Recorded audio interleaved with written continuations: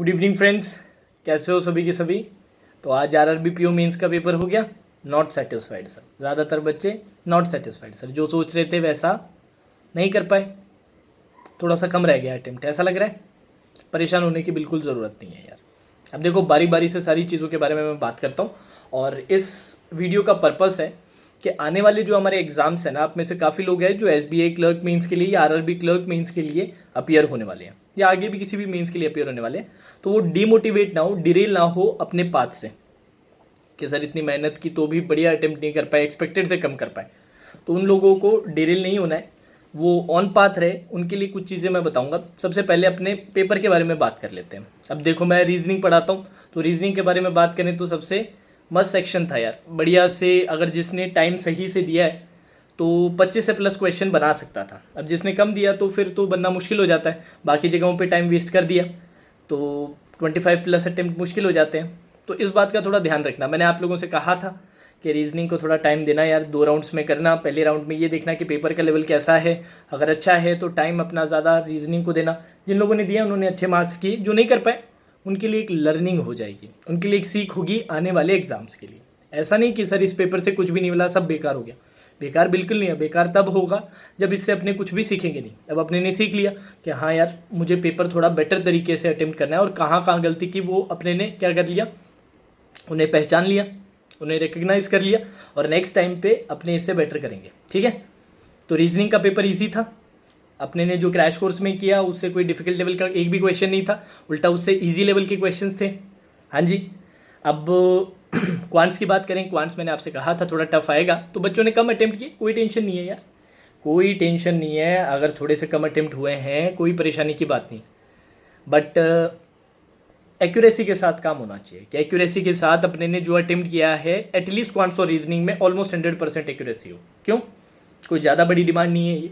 अब बात आती है इसके बाद सर सबसे परेशान करने वाला सेक्शन, जनरल अवेयरनेस का। सर इसके बारे में बताइए, क्योंकि करंट अफेयर्स पढ़ पढ़ के गए और करंट अफेयर्स पूछे तो ऐसे कि कहीं से मिल ही नहीं रहे।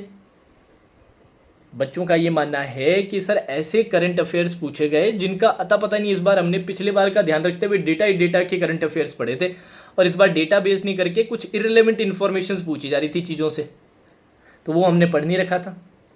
तो अब क्या करें? इसका मतलब जनरल अवेयरनेस की तैयारी करने का कोई फ़ायदा ही नहीं है। अच्छा, फ़ायदा निकालना है, आगे अच्छा अटेम्प्ट करना है, तो क्या तैयारी करें? अब ज़्यादा बैंकिंग अवेयरनेस, फाइनेंशियल अवेयरनेस की तैयारी करें? यार किसी को नहीं पता है। देखो सच्ची बात मैं बताऊँ ना, तो ये जनरल अवेयरनेस है ना, अब ऐसी सब्जेक्ट बन चुका है जिसमें मेहनत आपको खूब करनी है, टाइम आपको पेपर के पास उल्टा ज़्यादा देना है।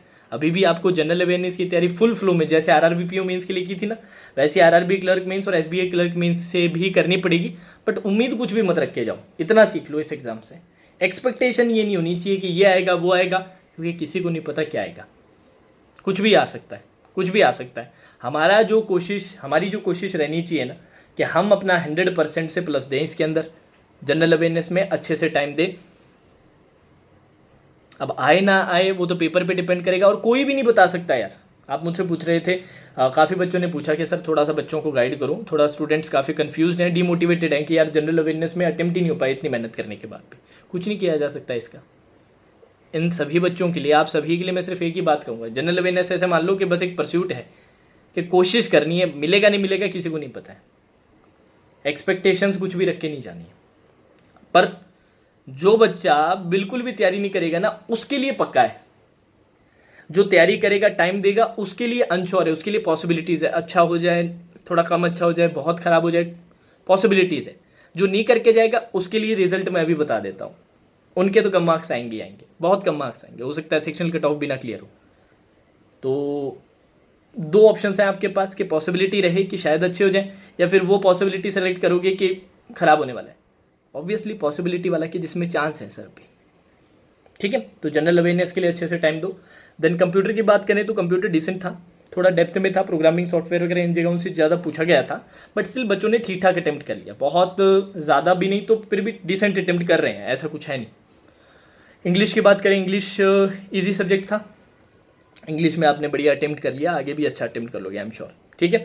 अब आगे के लिए क्या क्या करना है, आगे के लिए क्या क्या रहेगा चैनल पे, ये मैं बता देता हूँ। सबसे पहले तो डिमोटिवेट नहीं होना, जैसे कि मैंने कहा जनरल अवेयरनेस को लेकर परेशान मत होना। अब हमें क्लैरिटी मिल चुकी है कि सर जनरल अवेयरनेस ऐसा सब्जेक्ट है जिसके लिए तैयारी पूरी करनी है बट एक्सपेक्टेशन नहीं रखनी है, ठीक है।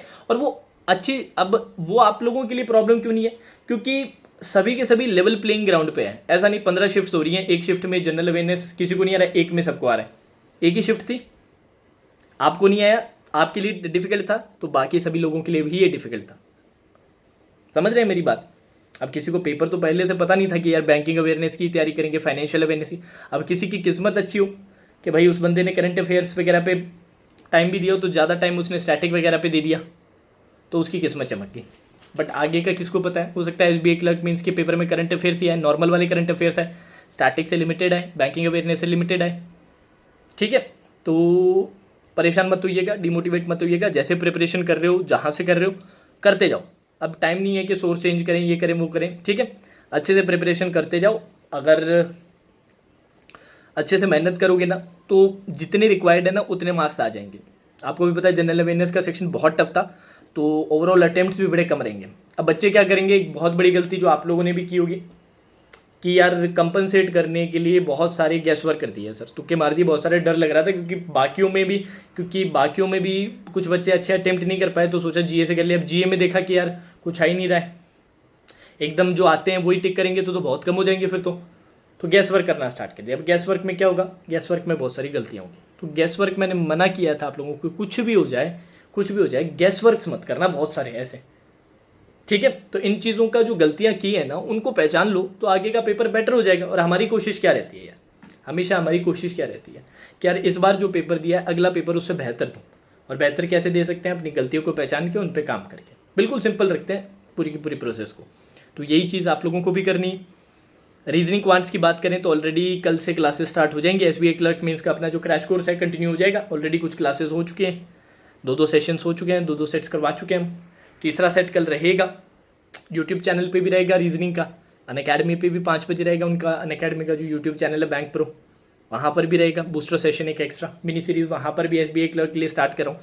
एसबीआई क्लर्क एक बार कंप्लीट हो जाता है फिर अपने आरआरबी क्लर्क के लिए क्रैश कोर्स स्टार्ट करेंगे, क्यों। और साथ ही साथ अपने एनआईसीएलयू की डेट आ चुकी है, तो उसके लिए भी एक अपने खुद के यूट्यूब चैनल पे क्रैश कोर्स स्टार्ट किया जाएगा 10 दिनों का। तो चीज़ें सारी लाई जाएगी, टेंशन मत लिया करो यार। आप टेंशन बहुत जल्दी ले लेते हो, परेशान बहुत जल्दी हो जाते हो। इतनी जल्दी परेशान हो जाओगे तो कैसे चलेगा। हाँ, एक्सपेक्टेशंस रहती है सर, इतनी मेहनत करे तो उम्मीद करते हैं, ठीक है, कोई बात नहीं होता, कोई टेंशन नहीं। पहचानो गलतियाँ, कोशिश करो कि अगली बार और बेहतर करेंगे। क्या प्रॉब्लम है, आखिरी मेंस है और कोई एग्ज़ाम नहीं होने वाला, आगे और भी एग्ज़ाम्स रहेंगे और भी नोटिफिकेशंस हैं। यहीं पर समझ जाएंगे अपनी गलतियों को, तो आगे वो गलतियाँ नहीं करेंगे। बस बिल्कुल सिंपल, कोई टेंशन की बात नहीं है। और जीए के लिए परेशान मत होना, जीए सिर्फ एक बंदे के लिए नहीं, सभी के लिए बहुत डिफिकल्ट था। ऐसा कोई बंदा नहीं है कि जीए को फोड़ के आ गया हो कि सर सब दिए, ऐसा कोई भी नहीं मिलेगा आपको, रेयर कोई एक दो। बाकी मोस्ट ऑफ द कैंडिडेट्स का बिलो एवरेज ही गया है जनरल अवेयरनेस, ठीक है। तो उसकी टेंशन मत लेना, बस अपनी गलतियों को थोड़ा सा पहचान देना, ये बहुत इंपॉर्टेंट है। और यार क्वांट्स में आप में से बहुत सारे कैंडिडेट्स का एक मैंने बड़ी गड़बड़ देखी, क्वांट्स में आप लोगों ने जितना मैं सोच रहा था उससे थोड़े कम अटेम्प्ट किए यार, क्वांट्स में थोड़े कम किए, लगता है टाइम कम दिया था थोड़ा। तो ये time management RRB clerk means में एक बार देख लेना। एसबीआई क्लर्क मीन्स में तो सेक्शनल टाइम रहेगा, तो वहाँ पे ज़्यादा स्कोप रहता नहीं। आरआरबी क्लर्क मीन्स में देख लेना कि अगर कोई टाइम मैनेजमेंट की गड़बड़ हुई है ना तो उसको ज़रूर सुधार लेना, उससे कुछ मार्क्स आपके इंक्रीज हो जाएंगे, तो उसका थोड़ा ध्यान रख लेना। जीए की कोई टेंशन नहीं है, अपने जैसे चल रहा है चलने दो, किसी के हाथ में नहीं, किसी को नहीं पता है। हो सकता है आरआरबी क्लर्क मेंस में जैसे आरआरबी पीओ मेंस में है उससे बिल्कुल अलग आ जाए, एसबीआई क्लर्क मेंस में बिल्कुल अलग आ जाए, हो सकता है सेम आ जाए, किसी को नहीं पता है। तो ये अपने नहीं कर सकते, और हमारे पास टाइम भी नहीं है कि पूरी तरह से पूरी स्ट्रैटेजी जो बेस स्ट्रैटेजी है वो पूरी चेंज की जाए। जैसे चल रहा है, जो सोर्सेज चल रहे हैं जिनसे अपने ने बढ़िया से प्रिपेयर किया है वहीं से प्रिपेयर करेंगे, अच्छे से बनाएंगे। हाँ, कुछ चीज़ें हैं, ठीक है सर, इस पेपर से ये पता चला कि स्टैटिक से फाइनेंशियल बैंकिंग अवेयरनेस बिल्कुल जीरो है। ऐसे भी कुछ बच्चे हैं जिनके बिल्कुल जीरो है कि यार कुछ पढ़ ही नहीं रखा था सर, हमें तो लगा स्टैटिक बैंकिंग या फाइनेंशियल से कुछ आता ही नहीं है। तो वो थोड़ा सा उसमें बेसिक लेवल पे तो एटलीस्ट तैयारी करके जाना, उनको बेसिक लेवल पे ज़रूर तैयार कर लेना। बाकी क्या कर सकते हैं, जनरल अवेयरनेस आपके लिए नहीं सभी के लिए मुश्किल था, ठीक है। तो डिमोटिवेट मत होना, अच्छे से प्रिपरेशन करना। और जेईई एकमात्र सब्जेक्ट नहीं है, एकमात्र सेक्शन नहीं है, बाकी सेक्शंस भी है। ऐसा नहीं बाकी सेक्शंस में आप लोगों ने कुछ कमाल करके आ गए हो, बहुत सारे बच्चे मुझे कमेंट कर रहे थे कि सर जी लेकर बैठ गया। अच्छा जी लेके बैठ गया, बाकियों में आपने कितने अटेम्प्ट कर लिए बताना मेरे को एक बार। बाकियों में ऐसा क्या आपने तीर मार लिया? नहीं किया ना, बाकियों में भी कम किया ना, तो बाकियों को अच्छे से कर लेते, जी में लिमिटेड ही कर लेते। अरे भाई कोई सेक्शन अगर टफ आ जाता है, आउट ऑफ कॉन्टेक्स्ट आपको लगते हैं क्वेश्चंस, ऐसा लगता है कि सर ये तो देखा हुआ ही नहीं लग रहा पढ़ा हुआ है, तो उसमें तो ऑब्वियसली आप कम अटेम्प्ट करोगे। कम अटेम्प्ट के चक्कर में आपको ध्यान रखना पड़ेगा कि यार एक्यूरेसी के साथ अटेम्प्ट करें। बट जो बाकी सेक्शंस है जो आपके पढ़े हुए आ रहे हैं उनमें तो अच्छा करो। तो इन चीज़ों को समझो, थोड़ा समझोगे, इन पे काम करोगे तो आगे के पेपर इससे ज़्यादा बेहतर कर पाओगे, इससे ज़्यादा बेटर परफॉर्म कर पाओगे। ठीक है, तो अब टेंशन नहीं लेना, अब मैसेजेस नहीं आने चाहिए सर डिमोटिवेटेड फील कर रहा हूँ, ये कर रहा हूँ, वो कर रहा हूँ, कुछ फील नहीं करना है ये सब। आज रिलैक्स करो, चिल करो, कल से अपने बढ़िया तरीके से फिर से रूटीन स्टार्ट करो। ठीक है, चलो, now that's all for today session, take care.